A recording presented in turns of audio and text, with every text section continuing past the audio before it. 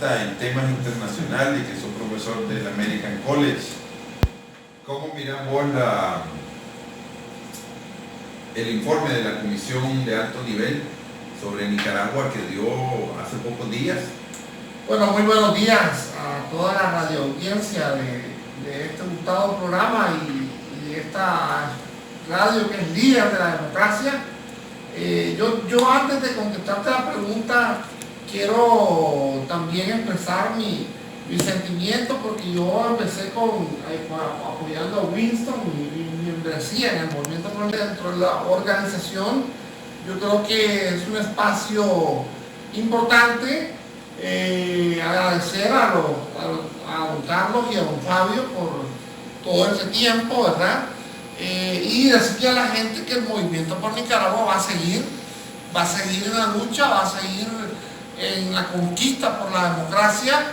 Esto no se traduce a una derrota, sino que se debe traducir a un cambio de giro que se va a dar dentro de la organización. Referente a tu pregunta, mira lo que sucedió, lo que decidió el Consejo Permanente de la Organización de Estados Americanos. Yo analizo primero desde el comunicado de convocatoria después a la resolución que se va a introducir a la reunión de cancilleres, que es la última, el escalafón más importante de la Organización de Estados Americanos. Definir y ver la palabra cuando se deteriora el orden constitucional y democrático de un país, es una definición tajante, dura, ante una posición dentro de los organismos regionales. Lo de Nicaragua no viene siendo ahorita. El orden constitucional en Nicaragua se ha venido deteriorando, rompiendo prácticamente desde que nace el movimiento por Nicaragua. Aquí, desde que empieza a darse el famoso pacto institucional, desde que vienen a darse los fraudes electorales, desde que la dictadura se impone, destruyendo el Consejo Supremo Electoral, la Corte Suprema de Justicia, y captando todas las instituciones del país, que lo vienen a coronar con los fraudes electorales. Eso al conectarlo con la resolución de la Organización de Estados Americanos, yo espero que estas sanciones no dilaten en caer, porque el orden constitucional y democrático es la visión fundamental de la Organización de Estados Americanos. Cuando se rompe esto, se está rompiendo la visión y misión del órgano regional. Una pregunta, Marvin. ¿Vos ves la posibilidad en el corto plazo de la convocatoria de la Asamblea General? Lo que yo esperaba era que en la reunión donde se presentó la comisión permanente, se estableciera una fecha para la reunión de cancilleres. Pero esto lo van a decidir en las próximas reuniones. Espero que sea pronto, porque no nos dejaron una fecha establecida. No hay una convocatoria para la reunión de cancilleres, que es, dicho sea de paso, el escalafón más importante, donde se toman las decisiones más importantes de la organización. Yo veo que el derecho internacional es un poco lento, pero cuando lo comparamos con otros casos, más bien dicen que lo de Nicaragua ha ido caminando rápido. Lo que pasa es que mantener el Estado, mantener la diplomacia es complicada, bastante difícil. Bueno, cuando vemos los ataques que se han dado a los derechos humanos en Nicaragua, yo sé que la gente quiere una resolución ayer, sí, y no mañana, la quiere ya, la quiere ayer. Pero posiblemente esa no convocatoria a la Asamblea General, que es la reunión de los cancilleres de todos los países, digamos, de América, muchos lo argumentan que no se tienen los 34 votos para poder, digamos, suspender a Nicaragua del no necesariamente se tiene que buscar el artículo 21, que son los 24 votos. Se puede aplicar el 19 o el 20, porque por eso solo necesitan 18 votos y se tienen aproximadamente 21 a 22 votos, o unas veces 20, 21, 22, pero se tienen más de los 18 y 19 votos, que alega en el artículo 19 la suspensión del Estado de Nicaragua mientras se restablece el orden constitucional. Eso lo establece el artículo 19 y el artículo 20 lo afirma con algún tipo de sanciones que pueden darse, digamos, individuales de cada uno de los estados, y también como organismo pueden haber algún tipo de sanciones importantes que no necesariamente se llegaría a tener con el artículo 21, que el artículo 21 es la suspensión total del Estado. Entonces ahí había que hacer un análisis y ver cómo va caminando. El contexto en América Latina, sobre todo, ha ido cambiando. No es lo mismo hace 6 meses que hoy, cuando vemos un cambio, algunos países regresando a la izquierda y otros, en su amplia mayoría, regresando hacia la democracia. Vemos el caso de Bolivia, vemos el caso de Uruguay recientemente, vimos el retroceso que hay en México, el retroceso también en Argentina, pero esos son cambios que se están dando, y el inesperado fue el caso de Bolivia. Ese fue el que ha detonado todas las alarmas y que no se esperaba tan rápido ese cambio. Marvin, muchas gracias. Vamos a entrar un poco con Gabriel. Muy buenos días, Gabriel, bienvenido. Hola. Mira, Gabriel, hubo intervenciones de la sociedad civil, del diálogo interamericano, estuvo la promotora de derechos humanos Bianca Jagger, nicaragüense, británica, que fueron intervenciones muy críticas sobre el gobierno de Nicaragua, y hubo una intervención del director de Ética y Transparencia, el doctor Roberto Cornell, sobre el tema de las reformas electorales. Roberto es parte del grupo Pro Reformas Electorales, y de alguna manera yo siento que ha habido como, no sé si llamarlo ambigüedad, pero mucha gente me ha consultado si todo el grupo tiene las mismas ideas de Roberto, sobre algunas observaciones, principalmente sobre la posibilidad de que la ley electoral de Nicaragua puede ser una ley aceptable para un proceso electoral futuro en Nicaragua. Te hago esta pregunta porque creo que es muy importante. No voy a ahondar, lógicamente, ya Marvin, que es especialista en estos temas, es una reflexión bien amplia, pero sí quisiera, pues, también subrayar un poco que independientemente de las sanciones y que no se tenga una fecha específica para una eventual reunión de cancilleres, creo que el mismo hecho del informe es una derrota política muy importante para el régimen del señor Ortega y Murillo. Pero hay una más el mundo conoce mejor realmente la destrucción del Estado constitucional del Estado de Nicaragua, y se pone en evidencia que no han dado resultados exitosos su política de comunicación, de querer distorsionar la realidad y querer plantear un golpe, lo que aquí realmente ha sido un desmantelamiento del Estado de Derecho. Esto es muy bueno, y te repito, no voy a profundizar en ello, muy bueno, y sobre todo que América Latina, que aquellos autoritarismos, ya no digamos las dictaduras, como podría decirse el caso nicaragüense, que piensan que manipulando el concepto de democracia pueden evadir las responsabilidades que son propias de los estados democráticos contemporáneos. No existe democracia fuera del Estado de Derecho.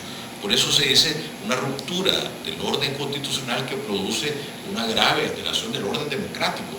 Y aquí hemos visto cómo todos los elementos esenciales de la democracia representativa, que está plasmada en la Carta Democrática Propia, ha sido violentado: la división de poderes, la alternancia en el poder mediante elecciones periódicas y transparentes, el pluralismo político, el régimen de los partidos, la garantía de los derechos fundamentales. Todos estos conceptos han sido, como decía Marvin también, gradualmente deteriorados hasta lograr pues un colapso, diríamos, casi a partir de la masacre del 18 de abril hacia acá, desde el 18 de abril del año pasado hacia acá.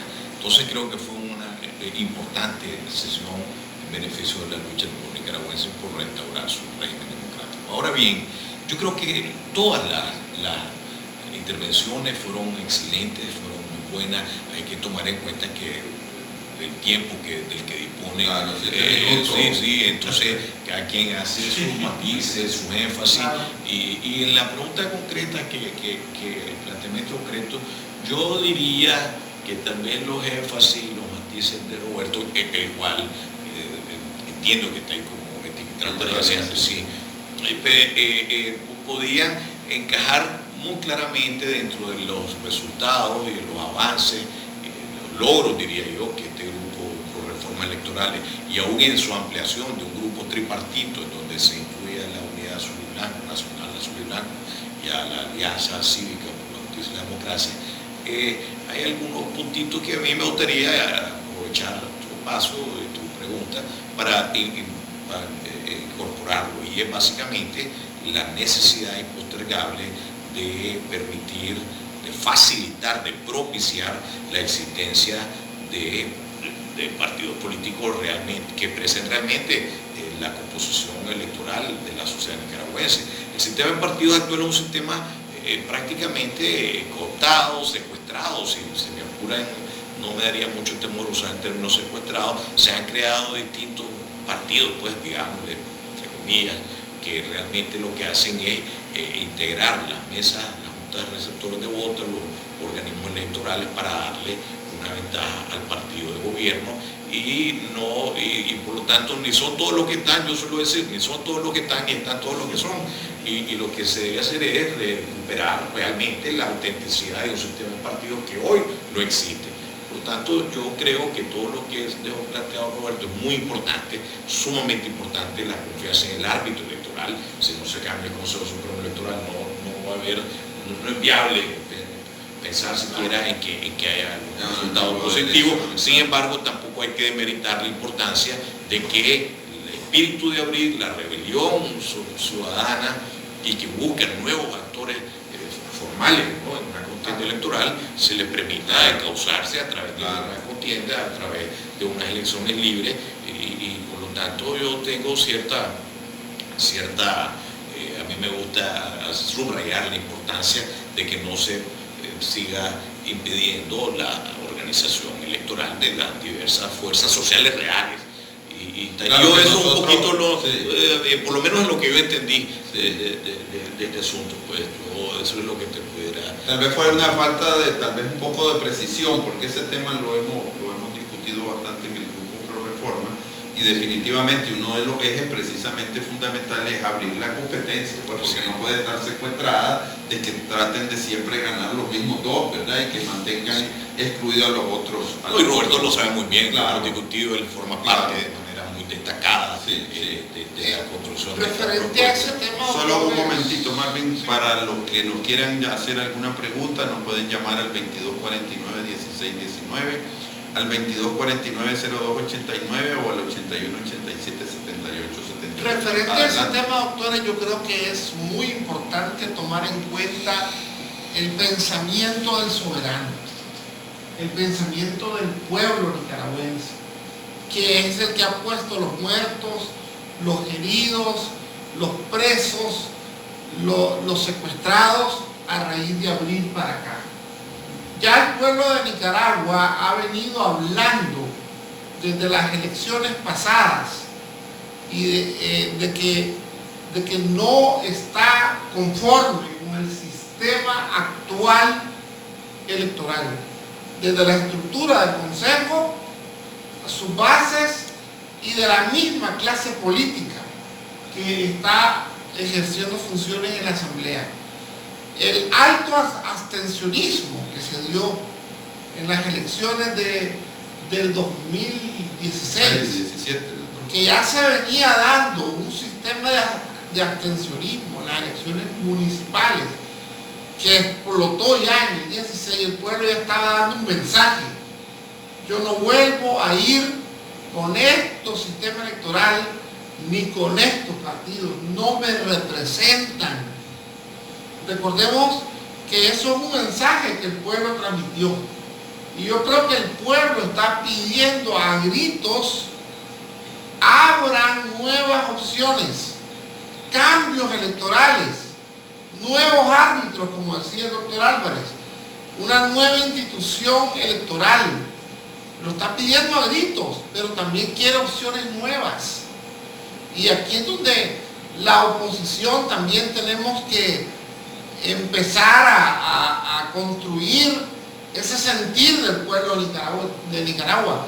Yo estoy completamente seguro que más del 80% de la población en Nicaragua quiere un cambio de verdad.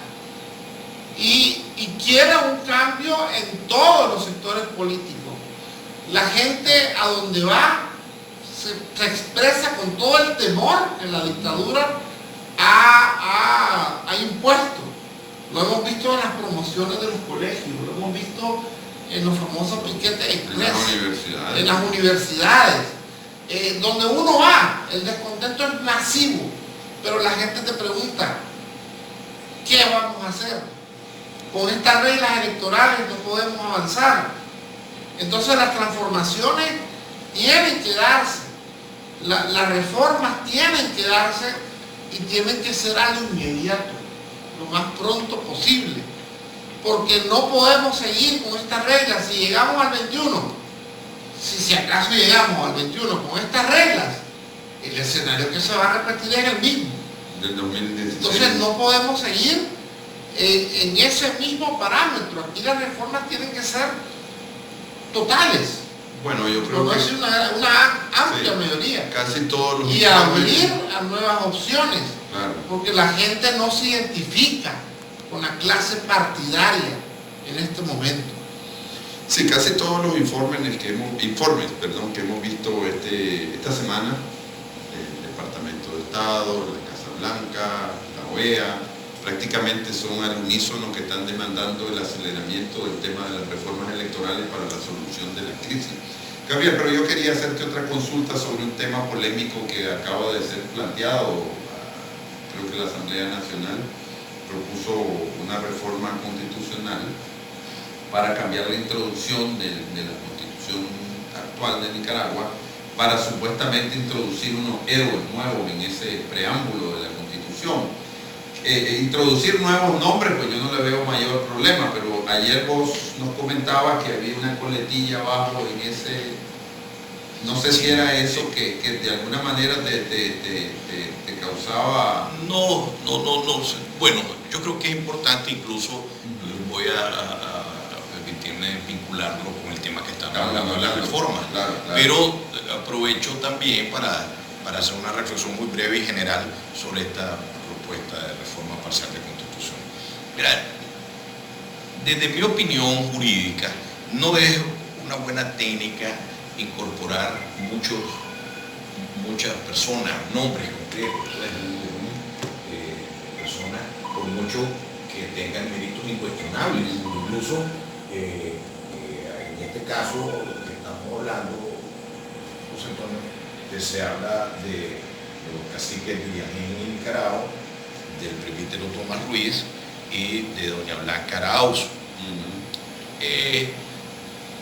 Yo creo que en este caso en particular tal vez no concita divisiones ni pasiones, a lo mejor sí, no lo sé. No, yo creo que sí, yo creo que doña Blanca... Por ejemplo, el caso del presbítero Ruiz, sí, creo que es cosa de la mayor unanimidad posible, pues, si es que el caso eso es posible, pero en todo caso un consenso, pues. también se podría discutir, depende de los enfoques históricos sobre Nicaragua también. Nicaragua Sí. puede abrir, Blancarao también, como Sí. decir, pero al margen de eso, yo ni siquiera quería referirme a eso, que Sí. creo que tenés toda la razón. Al margen de eso, siempre es un problema, si no se trata de verdaderos próceres que Hay de manera consenso, ostensible, evidente, se existe un consenso nacional, no suelen los preámbulos hacer esto porque, repito, una constitución, un mecanismo de integración nacional, de integración social, todos los sectores deben verse representados y no solo algunos.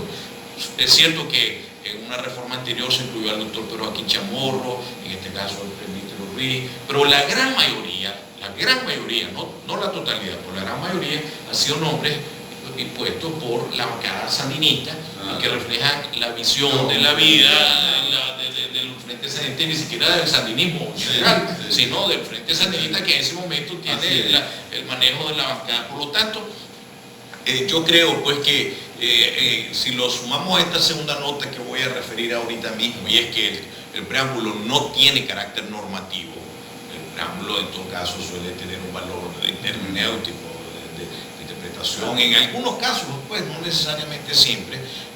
Yo creo que este asunto hay que tenerlo muy pendiente para ver qué irán a aprobar en segunda legislatura. A mí me parece que es obvio que los problemas del país son mucho más graves, muchísimo más graves, o es una burla de estos señores pues, que no se enteran o no se pueden o no se quieren enterar de los gravísimos problemas que estamos pasando y vienen a pasar una reforma, repito, sin menoscabar ni mucho menos los méritos que pueden tener ellos. Es más importante ver la reforma electoral que estar metiendo y dado su ya nada sorpresiva mentalidad conspirativa supuesta, entonces yo creo que sí debemos estar pendientes de qué es lo que querrán aprobar y por lo tanto no de manera consensuada ni mediante una discusión democrática amplia, sino de manera unilateral, a su leal saber y entender, y es muy importante desde ese punto de vista. Ahora, las reformas electorales que nosotros estamos trabajando incluyen y exigen, en algunos casos, no pocos casos, reformas constitucionales. Por lo tanto, las reformas constitucionales que deberían de introducirse son las reformas que impliquen las reformas constitucionales que impliquen reformas electorales que permitan salir de esta crisis de manera pacífica, ordenada, civilizada y sostenible.